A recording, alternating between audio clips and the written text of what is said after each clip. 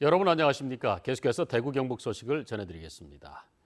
5월의 마지막 날인 오늘 우리 지역은 대체로 흐린 날씨를 보이며 더위가 주춤하겠습니다. 오늘 아침 최저 기온은 대구 19.9도, 안동 15.7도 등 14도에서 22도의 분포를 보였습니다. 낮 최고 기온은 대구 30도, 포항 28도, 안동 29도 등 27도에서 30도의 분포로 어제보다 2, 3도가량 낮겠고 대구와 경북 일부 지역에 내려졌던 폭염주의보도 모두 해제됐습니다. 밤사이 내륙 곳곳에는 빗방울이 떨어지기도 하겠습니다. 농촌 일손이 부족하다 보니 일부 지자체들은 도시 유휴 인력을 유치해 농가에 직접 연결해주고 있는데요. 귀농귀촌 1번지인 상주시가 예비 귀농인 위주로 모집해 농가에겐 일손을, 도시민들에겐 귀농 체험의 장을 제공하고 있습니다. 엄지원 기자의 보도입니다. 수확이 한창인 마늘밭, 여느 때와 다르게 젊은 기온이 일렁입니다. 서울에서 온 20, 30대 청년들과 중년 남성, 가족 단위 일꾼들이 작업에 몰두하고 있습니다. 귀농에 관심이 있거나 실제 계획하고 있는 예비 귀농인들로 제과점을 운영하고 있는 53살 양성모 씨도 그중 한 명입니다.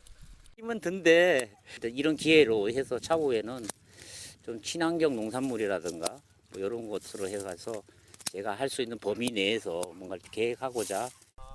이들은 4박 5일간 일당 7만 원을 받으면서 농산일을 돕게 되는데 강의나 책으로만 배우던 귀농과 농산일에 한 걸음 다가서고 있습니다. 어떤 프로그램들은 요즘에 찾아보면 되게 많은데 그래도 일을 이렇게 직접적으로 체험해볼 수 있는, 그러니까 농사 일을 해볼 수 있는 기회가 좋아서 참여하게 됐습니다. 이번 일자리 교류는 상주와 서울시 간 올 초 MOU 체결 이후 첫 지역 상생 프로젝트로 교통비와 농작업 상해보험 가입은 상주시가, 일당과 숙소, 식사는 농가 측이 제공합니다. 전문 인부에 비해 교육 시간이 길고 작업 속도도 더디지만 농가는 일단 반기는 분위기입니다.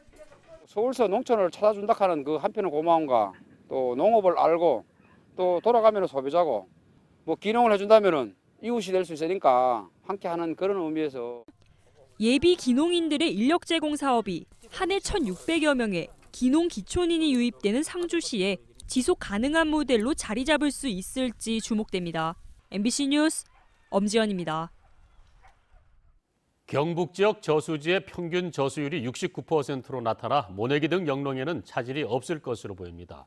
경상북도는 도내 5,460여 곳의 저수율이 69%로 지난해 같은 기간보다는 조금 낮고 평년보다는 4.8%포인트가량 낮지만 현재 모내기가 68%가량 완료돼 충남 경기 지역처럼 가뭄 피해가 우려되지 않는다고 밝혔습니다. 다만 수리시설이 취약한 곳은 앞으로 비가 내리지 않을 경우 농업용수 확보에 어려움이 있을 것으로 보고 계속해서 모니터링을 할 방침입니다. 수자원 분야 최대 행사인 국제수자원협회 세계물총회가 대구에서 열릴 예정입니다. 대구시는 현재 멕시코 칸쿤에서 열리고 있는 제16차 세계물총회에서 오는 2019년 차기 개최지로 대구가 선정됐다고 밝혔습니다. 세계물총회에는 국제수자원협회에 속한 학계, 정부, 기업 등 1000여 명의 수자원 전문가가 참여하며 학술회의와 신기술 발표, 제품 전시회 등이 열리게 됩니다. 대구시와 대구지방고용노동청, 한국노총과 대구경영자총협회가 오늘 오전 아파트 경비직 고용안정 실천 협약식을 엽니다.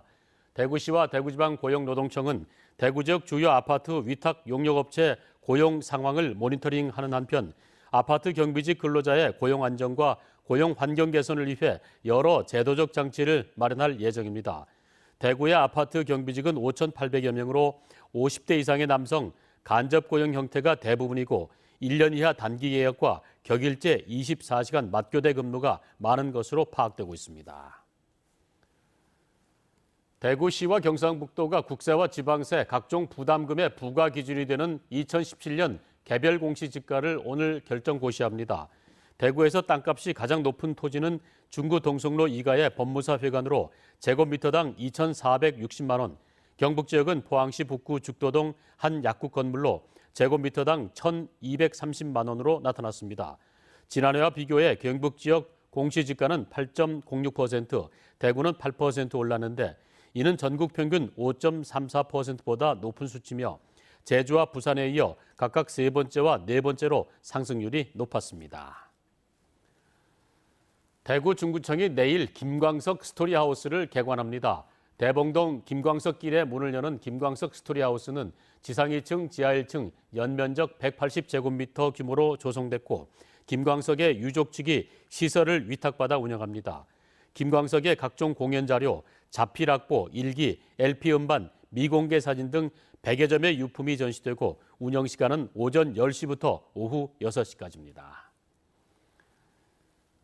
이상으로 MBC 생활뉴스 모두 마칩니다. 함께 해주신 여러분 고맙습니다.